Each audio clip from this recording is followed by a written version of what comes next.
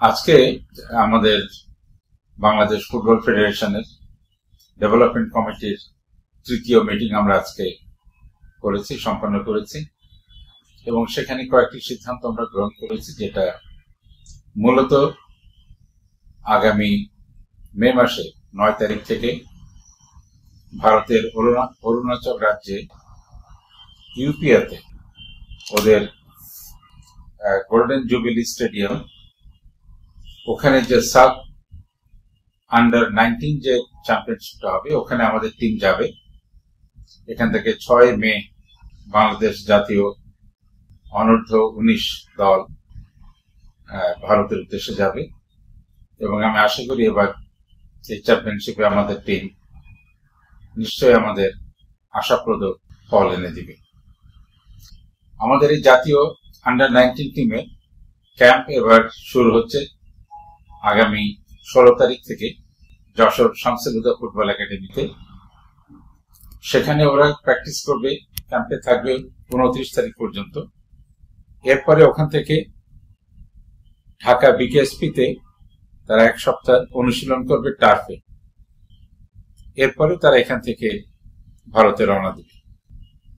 এবার এটা একটা উল্লেখযোগ্য বিষয় যে ফুটবলের ক্ষেত্রে আমরা পেরিফেরির বাইরের একাডেমিগুলোকে সম্পৃক্ত করছে আমাদেরকে ফেডারেশনকে সহযোগিতা করার জন্য, এবং আমাদের বর্তমান কার্যকরী কমিটির একটা উদ্দেশ্য ছিল ফুটবলকে শুধু রাজধানী নয়, রাজধানীর বাইরেও প্রান্তরে, মফস্বলে, জেলা সব পর্যায়ে এটাকে কার্যক্রমকে ছড়িয়ে নেয়া।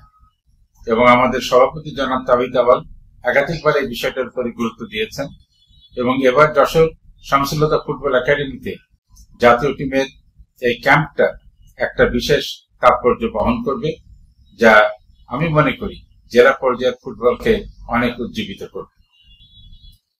আরেকটা বিষয়, আগামী অক্টোবরে আন্ডার 17 সাব চ্যাম্পিয়নশিপ আছে। তো আমাদের আজকে সিদ্ধান্ত হয়েছে আমরা চেষ্টা করব এটাকে বাংলাদেশ হোস্ট হওয়ার জন্য আমরা একটা হোস্টিং করতে পারি যদি। তো সেই বিষয়ে আজ আলাপ আলোচনা চলছে। দেখা যায় এটা হলে আমার মনে হয় এটা আমাদের জন্য একটা খুব ফুটবলের জন্য একটা ভালো অগ্রগতি হবে। আর আন্ডার 17 এর এফসি যে টুর্নামেন্টটা, এক্সি চ্যাম্পিয়নশিপটা, ওটা নভেম্বর, এই বছরের নভেম্বরে অনুষ্ঠিত হবে। তো সেখানে আমরা খুব প্রস্তুতি নিয়ে আমরা অংশগ্রহণ করব এবং আমি আশা করি এই এইজ গ্রুপের যে 3টা আমাদের বড় ইভেন্ট সামনে রয়েছে, সাব আন্ডার 19 যেটা মে মাসে হচ্ছে, আন্ডার 17 সাব যেটা অক্টোবরে হবে, এবং আন্ডার 17 এফসি যেটা আপনার নভেম্বরে হবে।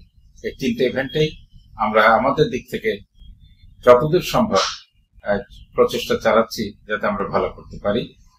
আশা করি এটা আমরা সফলকাম হবে ইনশাআল্লাহ।